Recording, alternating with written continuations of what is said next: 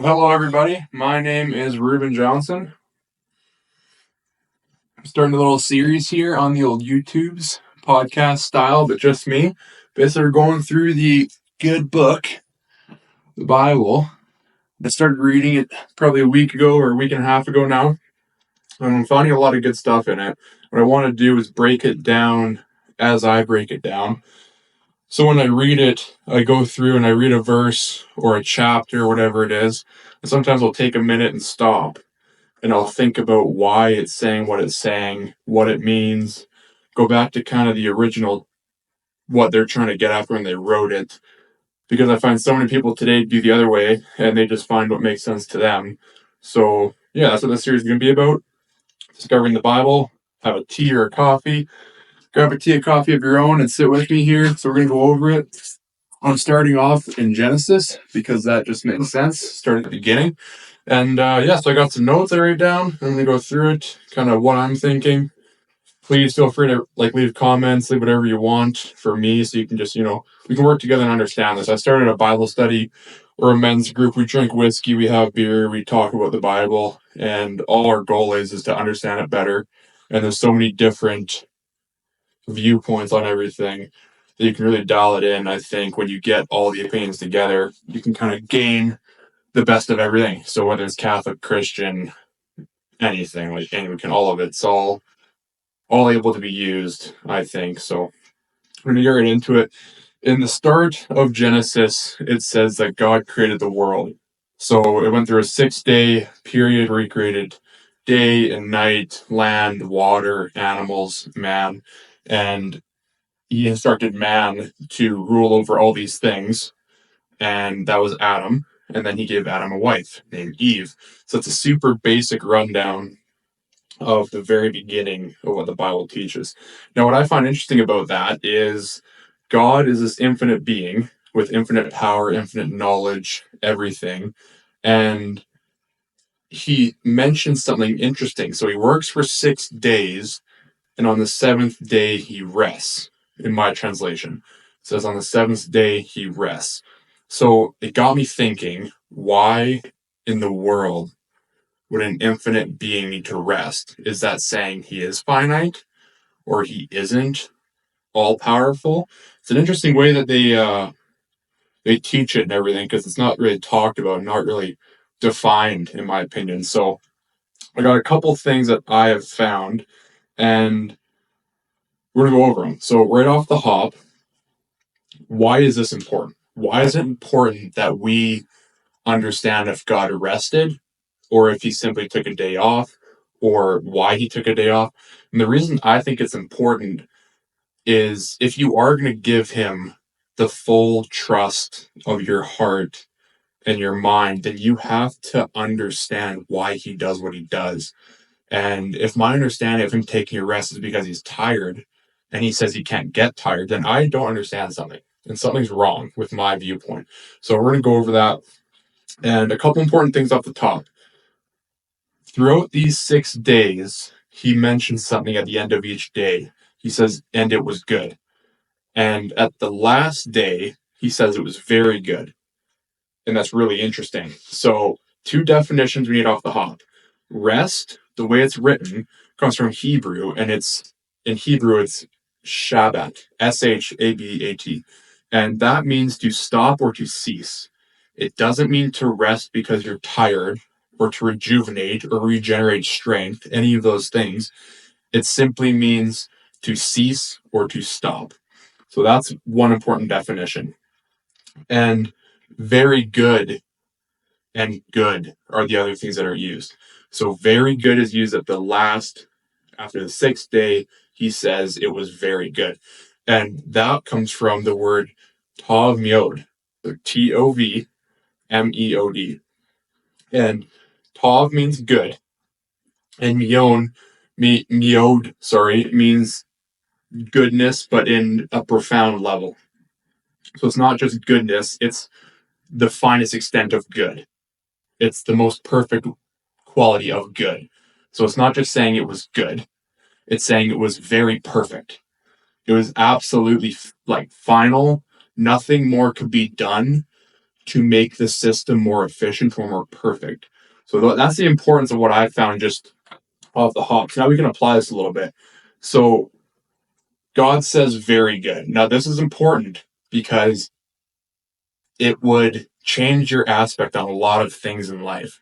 So if you understand that he says at the end it was very good, and that doesn't just mean it was all right, but that means it was the most perfect system he could make. Again, very good, tav miod, meaning the highest level of good, the most good. It could not get better. So I think that's important because if you look at life and you look at people and science and everything around you, and you apply that it's already at a perfect state, not to say there's no sin or no flaws that we've created over time or that will happen over time, but to give an example, the human body, you have white blood cells in your body. So they're created to adapt to sicknesses and help your body overcome them, right? So if you have cancer, your white blood cells try to fight that cancer. If you have flu, your white blood cells try to fight the flu. That's why if you go to the doctor and they do blood work and they find a high white blood cell count, they know you're sick with a virus because the white blood cells are coming together and fighting that virus. If you have inflammation, they come to fight the inflammation, right? If you have any injury, if you break a bone, they're coming to try and heal that bone. So you have systems in your body that are actually designed for the purpose of when you make a mistake, they're there for you, right? So when you do something that you shouldn't do and you injure yourself, God created a system to help you get through that, right? With a tree, they have photosynthesis. If any element of that photosynthesis didn't happen, as in if the process from the light turning into its chemical or that chemical turning into whatever, turning into ATP at the end of it, if any of those little systems weren't perfectly designed to work together, then it would all fall apart. I'm going to silence my phone here. Also, it's cold. It's minus 30 in Alberta. So a pretty chilly day. Probably see my breath in here. It's just my sunroom, but does the job for filming purposes. So anyway, so that's the importance of perfection. If you take a look at it through it's already a very good or a very perfect system, then you can rest at ease knowing that there is a solution to every problem, right? So if it's a perfect system, every problem has a solution. Not that we know that solution, but we can learn that solution, right?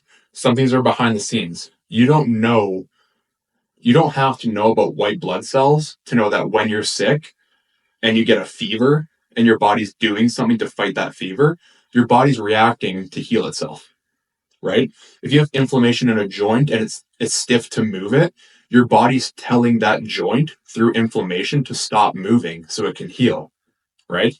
So I have herniated discs in my back, for example, and when I herniate a disc, the nucleus of that disc comes out, and from my understanding, the blood touches it, and then my brain kind of short circuits and said there's something wrong because through your entire system, through being a fetus to a child to an adult, that nucleus is created before the blood, so you never actually have contact. So when it does create contact with the blood, something interesting happens, and it tells your brain that there's a big thing wrong. Your entire back will actually like spasm tight, and it's doing that so that you can't move, and it's making you not move so that it can start to heal itself. Because if you do move, you're just going to ruin it more and more and more. So when it freezes you and it makes you stiff, that's your body actually saying, pause game. We got to start this process of healing. So then you're in bed for a week. And all these drugs that they give you, this is kind of beyond the point, but if they give you ibuprofen, for example, or naproxen, these anti-inflammatories, you're lessening the pain, right? Because you're no longer as tight and as inflamed, but you're elongating the healing process because now that you can move, you're going to injure it more and agitate it more so it can't heal, right? Just like a broken bone. They have to splint it so it can stay still so it can heal over time. So back to it. That's the importance of perfection. When you look at it through a lens of it's already perfect, every problem has a solution, which is amazing to think of. So the complexity of creation, this is another one. Like I was mentioning, every problem has a solution.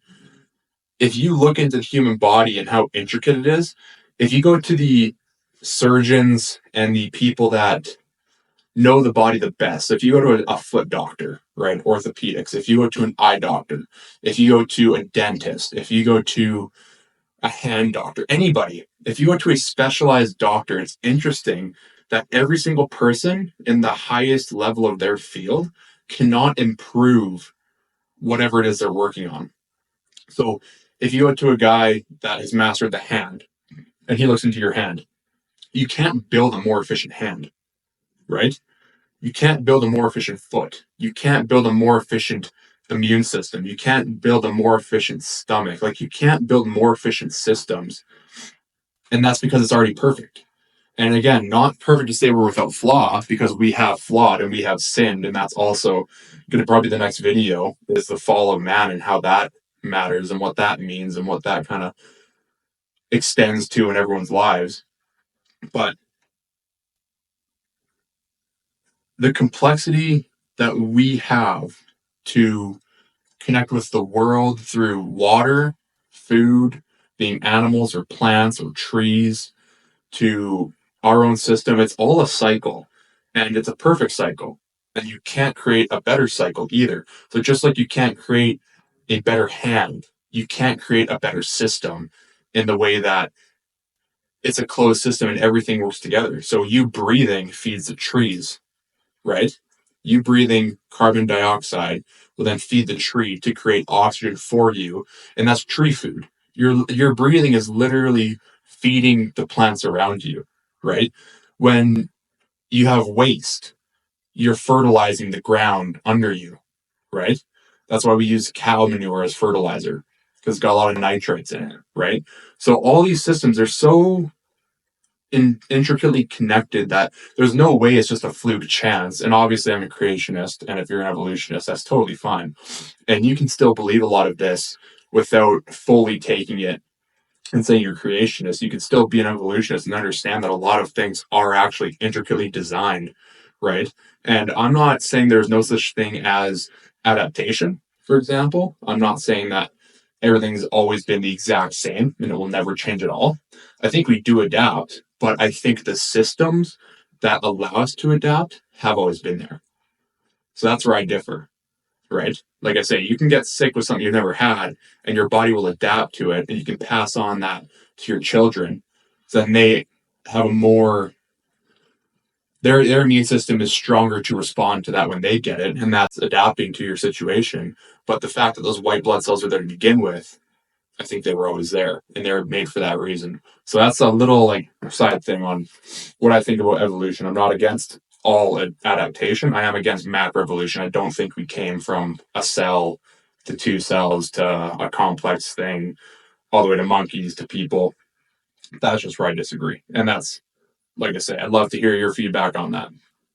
But so why does this matter that we're so complex? Why does this matter that we have so much intricacy in the way that we're designed and the world's designed and the whole system works together? And I think it's important because if we're made in God's image, so it goes over that man is created in God's image. Now, whether that's a literal image, meaning that we look like God, or whether that's a metaphorical image, symbolic, meaning that we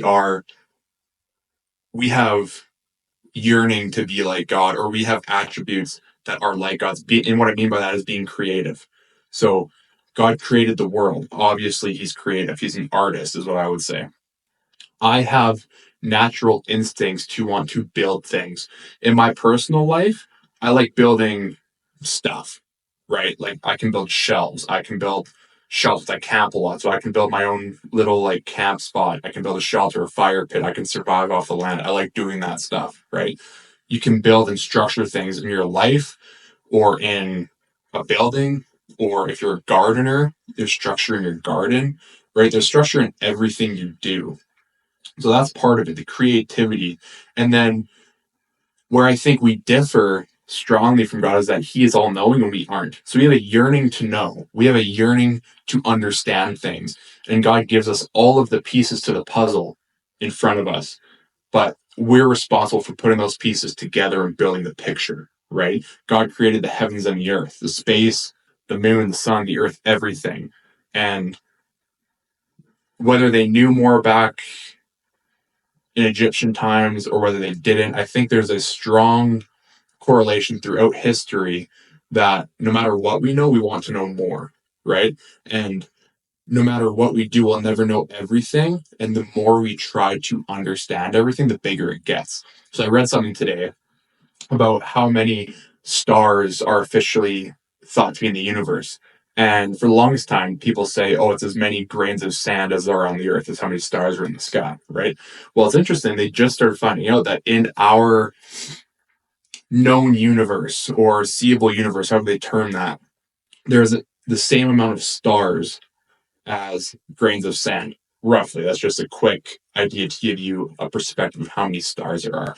But if you go into the unseen universe, or if you expand past what they know and what they theoretically found and they think exists, there is 1 billion stars for every grain of sand on Earth. So every grain of sand, which there's billions of, there's actually, I think it was um, quintillion or something like that, grains of sand on the Earth. There is 1 billion times that stars in the galaxy. So infinitely big. And like I say, the smaller we find things and the bigger we find things, the next one's even smaller and the next one's even bigger. You find an atom, what makes up an atom? And what makes up that? And what makes up that? And what makes up that? There's always something smaller until you get infinitely small. There's always something bigger until you get infinitely big. And that's what we'll never understand, because every time we get to the next step, there's another step. And when we think we finally made it, there's another step. So it's infinite knowledge that we don't have, but we yearn for, that we want to understand. And this is important as a believer in God, because I think it gives you structure. So I thought of the metaphor the other day, and basically, if I'm a creationist or a believer in God, not that that makes me better than anybody. I do think I'm a step further to understanding who God is.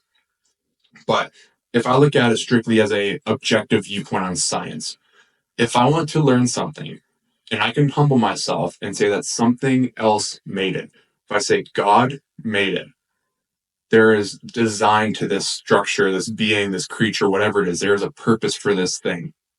And I got it from that standpoint. It's like I got a pictured puzzle, right? And I just have to put together the pieces. And it's already, the answer is there, right? I just have to figure out how to put them all together to find the answer. And I can have that viewpoint. And the color kind of guides me. So the fact that I can say that this is created and this is possible to understand means that it's easier to put the pieces together, because I know it's not just chance and there's a system, right? Versus if you have more evolutionist standpoint or secular standpoint, it's like putting a puzzle together with a blank piece. So you have the same 100-piece puzzle, but this one has a picture you can piece together and it assists you along the way. And this one's pictureless. So it's simply you trial and error over and over and over again, just wasting so much time trying to put these pieces together because there's no structure and it doesn't matter, right? A lot of secular people just assume that nothing matters. So there's no structure, there's no systems, it's all fluke chance, and then through natural selection, things evolve and adapt and overcome and all this stuff, right? So with that belief system, you can't put credit to anything, and you can't say there is a system. You can't say that there is an intricate design to anything. So you're just going blind trying to find answers. And I think that's why a lot of the people who discovered big things, electricity, we got Einstein and his, whatever his theories are. I'm not a scientist, I'm not a big math guy, but just to put it out there, I think a lot of them had some sort of, maybe not faith in the sense they didn't believe in a God, but I think they knew that something created it, right? They knew that what they were working with had someone behind it, and it was designed, right? And when they came out from that perspective, it was much easier to find answers for things, because they aren't saying it's a fluke thing and they have to start at ground zero. They're saying, no, this exists for a reason. All these pieces come together to build up this reason. That's how they figure it out. So that's the complexity of creation. And it's infinitely complex. And I can't even begin to understand it. But I can understand why it's important that it's infinitely complex. And that's what I think it's getting at. With the creation of the earth, God is showing his power, right? So he's not bragging, he's not boasting, he's just explaining no matter what you do, he is a step further. Again, the smallest thing you find, he created something smaller. The biggest thing you find, he created something bigger. And that's the point. So going further, human innovation versus divine design. So I wrote some notes on this one, and it goes kind of along with what I was saying there, where humans can't create. We can't create something out of nothing. So again, we're given the ability to create, and we're given the desire to want to learn more and to build bigger and better things. But no matter what we do, we can never build something better. We can't build a tree. No human can build a tree. We can plant a seed and watch it grow and help it along the way. We can't make a tree. We've made batteries. We've made all these synthetic things that do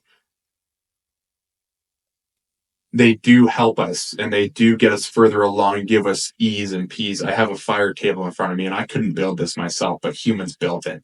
Humans built all the metal and the propane tank and they refined the gases to make propane and they gave me this fire table, which is a luxury and it's great, but it's not more efficient than anything that God has created. It's not better designed than anything that's already designed in the world. And that's important to understand. No matter what we build, the smartest robot, the fanciest computer with AI, it still can't give us the answers of the universe that we're asking. No matter what, it will always fall short. No matter what we build, it will always fall short, which I think is very interesting. So a few more points here. Evolution, and I'm not knocking evolutionists, obviously. If I believe this, it does go against a lot of secular evolutionary thinking. But I heard it from, I forget the guy's name now. He was on a podcast I just listened to, and he's a very high up there guy. I think it's Weinstein or something is his name. But anyway, he's very knowledgeable, knows a lot about evolution and the systems and the way it works. And he said something interesting that kind of hit me. He said evolution isn't you can't look forward in evolution. You don't look backwards. And I thought that was interesting because as humans, we're trying to always look forward and we're trying to find the best next thing. But we won't know what it is until we get it. And then we won't know what the next thing is after that until we get it. And he's basically saying that dumber things create smarter things. So he's saying that a one-celled organism at the beginning of the Big Bang, this is my understanding of it, can create a two-cell organism. And they can adapt. And that can adapt to create another organism and another organism. And monkeys over time can adapt and evolve and through natural selection create humans. So he's saying the system's getting more and more complex. And it's getting better and better and better. But there's no thing in the world that does that. Again, we adapt and we have systems in our body like white blood cells that can fight sickness, even if it's an unknown sickness you've never had before, but they're already designed to do that, is my point. They aren't evolving to fight sicknesses that they haven't seen yet. And that's important to understand, right? I mean, look at the pandemic that came around, COVID-19. It hit a lot of people differently, but no one can deny that a lot of immune systems have never seen it before and got hit really hard, right? No matter what you call it, it was a sickness and your body wasn't ready for it. And when it came, then a lot of people died. And if you believe in natural selection, that would say that all the people that live, if there's another pandemic that comes through, our immune system should be able to handle it better. But I can tell you that if it's something your body hasn't seen before, it'll have the exact same effect, right? You're not going to be ready for it. No matter what, you're not one step ahead, right? And evolution tends to think that you can be a more complex being over time, which to me doesn't make sense. And that goes back to what I believe of it being already built perfectly, and you already have your systems in place. And you understand those systems, they allow you to do certain things, but it's not evolving.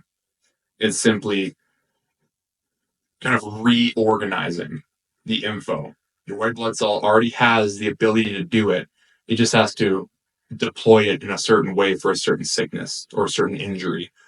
And it kind of goes in, and to put it into terms that I would understand, it would basically find an injury and assess it and say, okay, this is what we have to do, and then use that tool to fix it, right?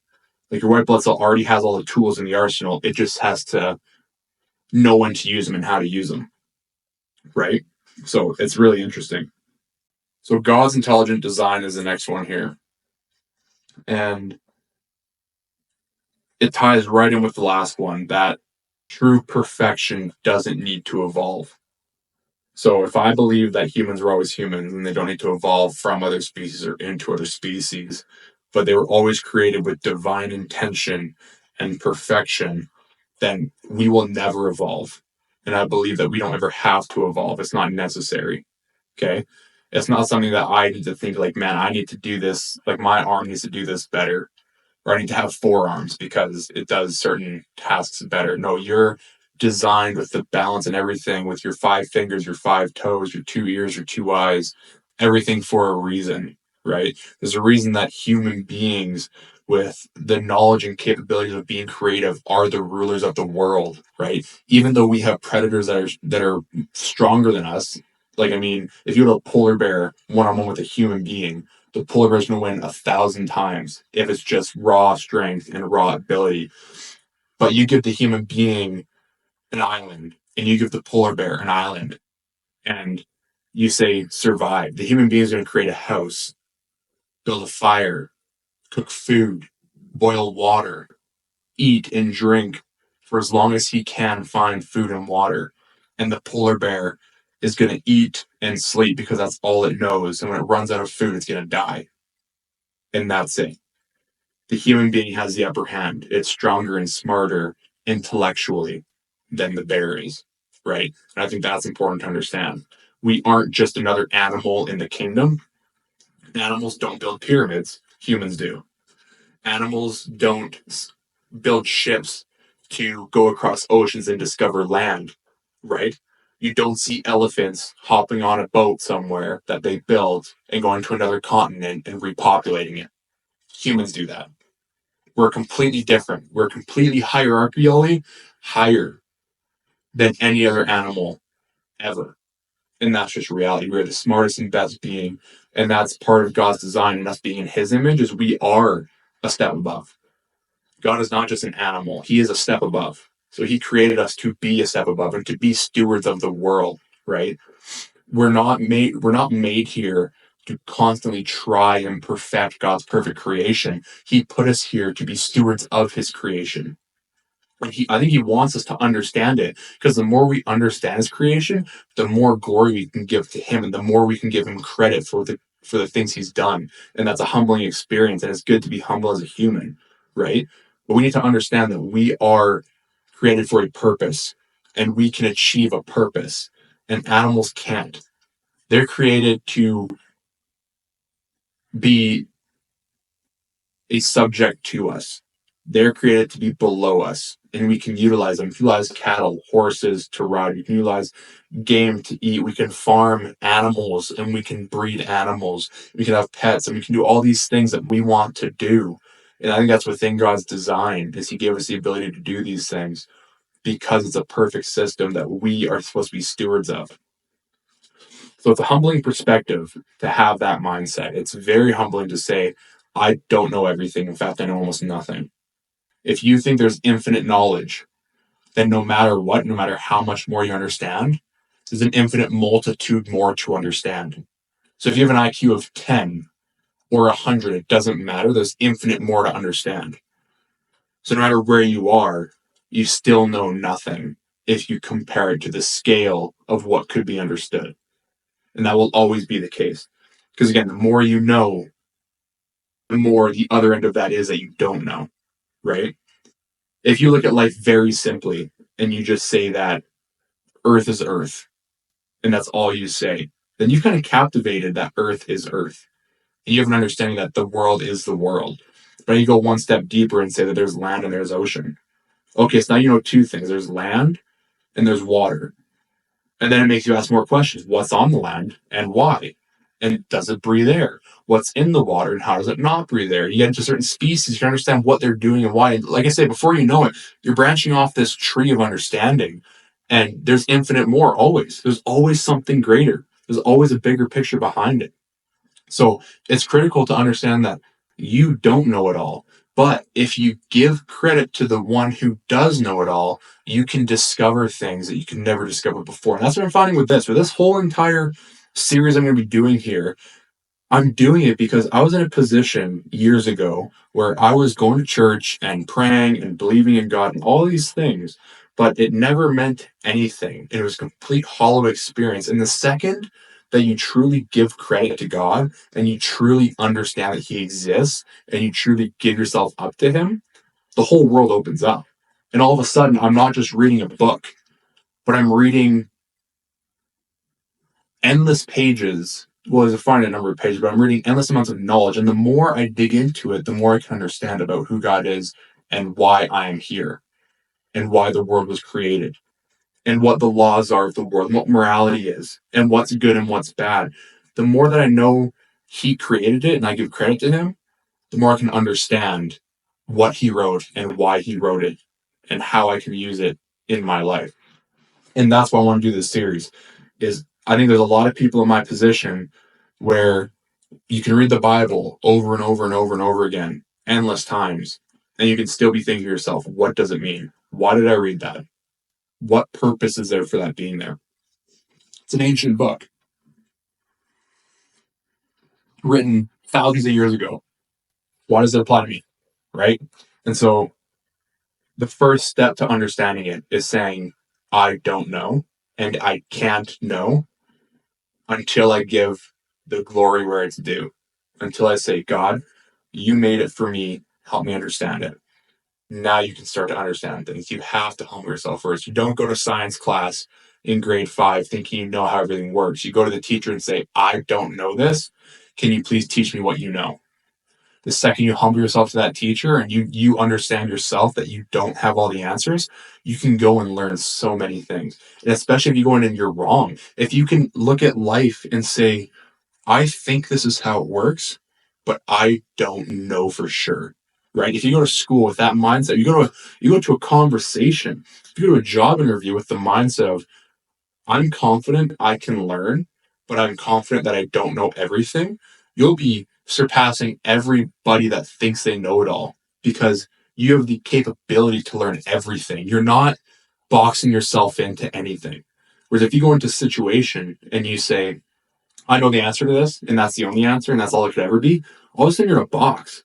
And you're limiting yourself to all the knowledge of everyone around you that could be true because you're just saying that you know it all, but you don't, right? So don't limit yourself. Humble yourself and know that you can do anything once you believe in a structure that anything is possible, right? If I believe that nothing is possible and I live in my own box, that's all I'll ever believe. That's all I'll ever know is that nothing is possible. Second, I branch out that idea and I say, you know what? It is possible. I just don't know why. Or it could be the case that evolution is right and I don't know why that is and I can't understand it. Or it's, if you're an evolutionist, you have to say, is evolution wrong? And honestly, I think the most productive people in the world that have evolutionary theories, they look at themselves and they say, I need to prove this wrong because that's what science is. Science is proving something wrong until you can't anymore, and then it's right. If that makes sense? So, for me to say that this table is solid, I have to prove that it's not solid until it is. So I have to do everything in my power to say, what if it's not? What if I put it in water? Is it still solid? Okay, it is. What if I freeze it? No, it's still solid. What if I heat it up? No, it's still solid. So like I said, this is solid, right? If I ask you, is steel a solid or a liquid? You would say it's a solid. But it's interesting because if you melt it, it's a liquid. And so if you close your thinking to steel is always a solid, and you never experimented, and science never said, what if we heat it up? They'd never know it could become a liquid, right? You're limiting your thinking. You have to expand it. It can become a gas at a high enough temperature, right? So steel is now a gas. So it's interesting. The more that you humble yourself and say that I think this, but I want to be wrong, the more you'll end up knowing in your life. It's an incredible feeling.